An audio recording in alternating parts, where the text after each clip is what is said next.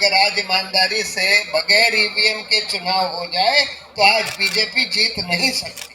कि ईवीएम हटाओ, लोकतंत्र बचाओ। देख रहे हैं कि इलेक्शंस तो फ्री एंड फेयर होते ही नहीं है, क्योंकि जो रूलिंग पार्टी है उसके पास बेइंतहा पैसा है, सारी और पार्टियों से मिलाकर उससे भी दुगना पैसा है। शिक्षा का भगवाकरण, अंधाधुंध निजीकरण जो किया जा रहा है वो बंद किया जाए। हमारे देश में लोकतंत्र को खत्म करने की पूरी कोशिश करी जा रही है। सारा प्रोपेगेंडा का इंस्ट्रूमेंट सरकार के हाथ में है, चाहे वो मीडिया हो चाहे वो अल्टरनेट मीडिया है, उसको भी सरकार के कब्जे में करने की पूरी कोशिश चल रही है। चाहे वो मीडिया हो, चाहे न्यायपालिका हो, चाहे वो इलेक्शन कमीशन हो, चाहे कंट्रोलर एंड ऑडिटर जनरल हो, चाहे इन्वेस्टिगेटिव एजेंसीज हो, सबको खत्म कर रही है और अपने अधीन ला रही है। और शिक्षा का भगवाकरण और इसको कहते हैं कि सुपरस्टिशन फैलाने वाला, झूठ फैलाने वाला, प्रोपेगेंडा फैलाने वाला एक इंस्ट्रूमेंट बनाते जा रहे हैं। यानी कि शिक्षा में और कम से कम यूनिवर्सिटीज में कोई क्रिटिकल थिंकिंग ना हो पाए, कोई जना कोई चीज पर सवाल ना उठा पाए, बस प्रोपेगेंडा ही चले, इस तरह की शिक्षा बनाई जा रही है। अब सवाल ये है कि हम लोग इसमें क्या कर सकते हैं, खासकर जो युवा लोग हैं उनका क्या रोल है। देखिए, आज इस देश में कई ऐसे आंदोलन हुए हैं जिसमें युवाओं ने ही अगुवाई करी, चाहे वो 74 के दौर में जो जयप्रकाश नारायण ने एक आंदोलन शुरू किया था, वो आंदोलन रहा हो जिसमें युवा ही ज्यादा इन्वॉल्व थे, चाहे ये भ्रष्टाचार विरोधी आंदोलन रहा। किसी भी देश में जब कोई बड़ा मूवमेंट और निर्णायक मूवमेंट खड़ा होता है तो युवा ही लोग उसकी अगुवाई करते हैं। उसके दो बड़े कारण हैं, बल्कि तीन बड़े कारण हैं। पहला तो कारण ये है कि युवा लोगों को ही अपनी जिंदगी, वही सबसे बड़े स्टेक होल्डर है सोसाइटी के। हम लोगों की तो जिंदगी चलिए काफी खत्म हो चुकी है, लेकिन युवाओं की तो पूरी जिंदगी उनके सामने है। तो अगर इस देश में लोकतंत्र खत्म होता है, सभ्यता खत्म होती है, क्योंकि इस देश में सिर्फ लोकतंत्र ही नहीं, सभ्यता ही खत्म करी जा रही है। अगर खत्म होती है तो उसका सबसे बड़ा इफेक्ट जो है, जो खराब इफेक्ट है, वो युवाओं के ऊपर ही होगा। और दूसरी बात यह है कि युवाओं में ही वो एनर्जी होती है जिसकी जरूरत होती है कोई बड़ा मूवमेंट खड़ा करने की। तो आज इस देश में बहुत सारे मुद्दे हैं।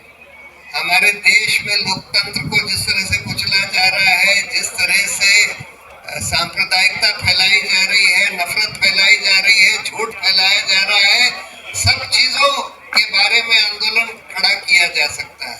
लेकिन एक वो आंदोलन है जो बेरोजगारी का है, जो कि सीधा सीधा युवाओं को अफेक्ट करता है, जो इतनी बड़ी समस्या हो गई है इस देश में बेरोजगारी की, उस पर तो बिल्कुल पूरा देश तैयार है, समाज तैयार है। अगर युवा लोग इस मूवमेंट की अगुवाई करें तो मुझे पूरा यकीन है कि ये भ्रष्टाचार विरोधी आंदोलन से कहीं बड़ा आंदोलन इस देश में बन सकता है। और इसके चार स्तंभ, मेरी राय में चार स्तंभ होने चाहिए बेरोजगारी के आंदोलन के। पहला तो ये कि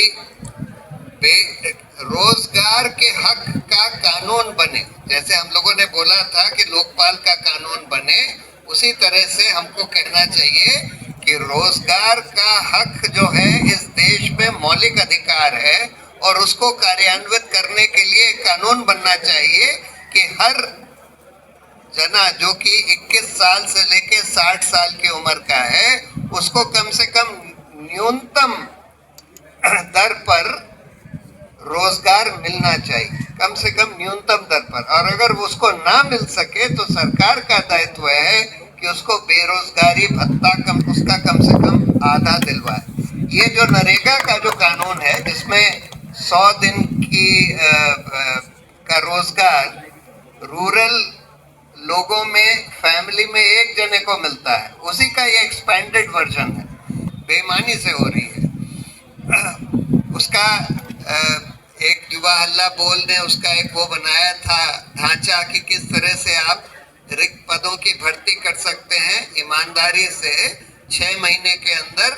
उस तरह का हम लोग फॉर्मूला बनाकर दे सकते हैं कि भाई सारे रिक्त पद की भर्ती इतनी जल्द 6 महीने के अंदर करी जाए, इस तरह से करी जाए। तीसरी बात जो नंदिता जी ने जिक्र किया कि भाई यहाँ पर अंधाधुंध निजीकरण किया जा रहा है। देखिए, निजीकरण दो तरह की संस्थाओं में बिल्कुल नहीं होना चाहिए। एक वो संस्था है जो नेचुरल मोनोपोलीज हैं, जैसे पोर्ट्स हैं, एयरपोर्ट्स हैं, रेलवे है, ये सब नेचुरल मोनोपोलीज हैं। मोनोपोली कभी भी कोई निजी कंपनी के हाथ में नहीं होनी चाहिए, लेकिन यहाँ तो हम देख रहे हैं सारे पोर्ट, सारे एयरपोर्ट अडानी कंपनी को ही दिए जा रहे हैं और रेलवे का भी निजीकरण करने की अब सरकार कोशिश कर रही है। तो जो नेचुरल मोनोपोली सेक्टर्स हैं उसमें कोई निजीकरण नहीं होना चाहिए, पहली बात तो ये। दूसरी बात, जो सोशल सेक्टर्स हैं जहाँ पर हमको सब्सिडी देने की जरूरत होती है, health, education, banking, health education, तो अगर आप प्राइवेटाइज कर दें तो आम आदमी तो अफोर्ड ही नहीं कर सकता। उसी तरह से बैंक से लोन, अगर आप गरीब किसानों को लोन नहीं देंगे तो वो तो, अगर आपने बैंक सब प्राइवेटाइज कर दिए तो गरीब किसानों को तो लोन मिलेगा ही नहीं, छोटे छोटे रेहड़ी पटरी वालों को लोन मिलेगा ही नहीं। तो इसलिए इन सेक्टर्स में जो पब्लिक सेक्टर है, मैं ये नहीं कहता कि इन सेक्टर में निजी कंपनियां नहीं हो सकती हैं, हेल्थ में भी हो सकती है, एजुकेशन में भी हो सकती है, बैंक्स भी हो सकते हैं, लेकिन जो उसका कमांडिंग हाइट जिसको कहते हैं वो सरकार के हाथ में होना चाहिए। तो तीसरी डिमांड हम लोग की ये हुई कि भाई अंधाधुंध निजीकरण जो किया जा रहा है वो बंद किया जाए। और चौथा ये कि आज बहुत बड़े संख्या में रेगुलर परमानेंट जॉब्स को कॉन्ट्रैक्ट पर दिया जा रहा है। टीचर्स के जॉब्स को, जो कि परमानेंट जॉब्स होते हैं, उनको कॉन्ट्रैक्ट पर दिया जा रहा है। इतने सारे प्राइवेट सेक्टर, पब्लिक सेक्टर दोनों में परमानेंट जॉब्स का कॉन्ट्रैक्चुअलाइजेशन किया जा रहा है और बहुत हो गया है। ये सब बंद होना चाहिए, रेगुलर जॉब्स होने चाहिए। तो इन 4 स्तंभों के ऊपर हम लोग कम से कम युवा वर्ग जो है एक बहुत बड़ा आंदोलन इस देश में खड़ा कर सकता है, बहुत जरूरी है। एक लास्ट चीज मैं कहना चाहता था, देखिए, अगर वैसे ही हमारे देश में लोकतंत्र को खत्म करने की पूरी कोशिश करी जा रही, अब हम देख रहे हैं कि इलेक्शंस तो फ्री एंड फेयर होते ही नहीं है, क्योंकि जो रूलिंग पार्टी है उसके पास बेइंतहा पैसा है, सारी और पार्टियों से मिलाकर उससे भी दुगना पैसा है। ये इलेक्टोरल बॉन्ड्स के केस में भी देख लिया, सारे कॉर्पोरेट डोनेशंस बीजेपी को ही 75% से ज्यादा मिल रहे हैं। दूसरी बात, सारा प्रोपेगेंडा का इंस्ट्रूमेंट सरकार के हाथ में है, चाहे वो मीडिया हो, चाहे वो अब तो जो ऑल्टरनेट मीडिया है उसको भी सरकार के कब्जे में करने की पूरी कोशिश चल रही है। तो ये सब तो जो कहते हैं कि लेवल प्लेइंग फील्ड इन्होंने छोड़ी ही नहीं है चुनावों की, लेकिन जो सबसे बड़ा खतरा है, इसके बावजूद भी मेरा मानना है कि अगर आज ईमानदारी से बगैर ईवीएम के चुनाव हो जाए तो आज बीजेपी जीत नहीं सकती। लेकिन ईवीएम के बारे में, एक इलेक्ट्रॉनिक वोटिंग मशीन के बारे में एक बहुत ही बढ़िया एक सिटीजन्स कमीशन बना जस्टिस लोकुर के नेतृत्व में। उन्होंने रिपोर्ट दी सारे दुनिया के सबसे बड़े एक्सपर्ट्स की राय सुनकर कि भाई ये जो वोटिंग मशीन्स का जो डिजाइन है वो ऐसा है कि इसमें मैनिपुलेशन आसानी से किया जा सकता है, ये रिलायबल नहीं है। और करीब करीब सारे देशों में, दुनिया भर में ईवीएम्स अब हटाए जा चुके हैं, वापस पेपर बैलेट पे आया जा चुका है। हाल में बांग्लादेश में भी हुआ। जर्मनी के तो कॉन्स्टिट्यूशनल कोर्ट ने फैसला देकर बोला कि इलेक्ट्रॉनिक वोटिंग मशीन नहीं लगाई जा सकती। लेकिन यही लोग पहले जब ऑपोजिशन में थे तो डिमांड करते थे कि इलेक्ट्रॉनिक वोटिंग मशीन्स को हटाइए। अब ये सत्ता में आ गए हैं और 2017 में जो वीवीपैट मशीन है उसका भी डिजाइन बदल दिया, उसमें एक ट्रांसपेरेंट शीशा था, उसको हटाकर एक ब्लैक ओपेक शीशा लगा दिया, जिससे कि आप बाहर से अंदर देख ही नहीं सकते कि उस वीवीपैट मशीन के अंदर क्या हो रहा है, जब तक अंदर से एक लाइट बल्ब ना जले जो सिर्फ 7 सेकंड के लिए जलता है और उसके बाद बंद हो जाता है। उसके बाद आपको पता नहीं कि उसमें क्या छपता है क्या नहीं छपता। तो इसलिए ये बहुत अनरिलायबल है।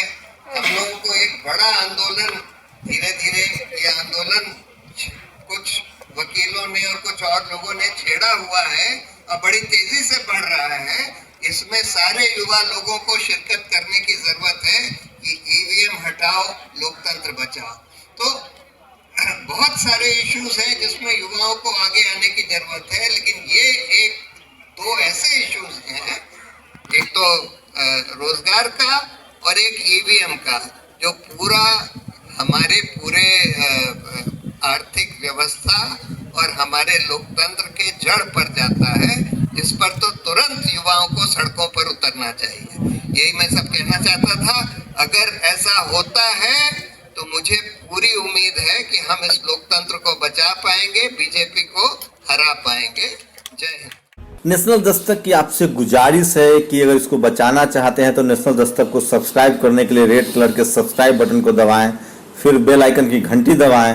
नेशनल दस्तक को बचाने के लिए बहुत जरूरी है कि हर खबर को शेयर करें, लाइक करें, कमेंट जरूर करें।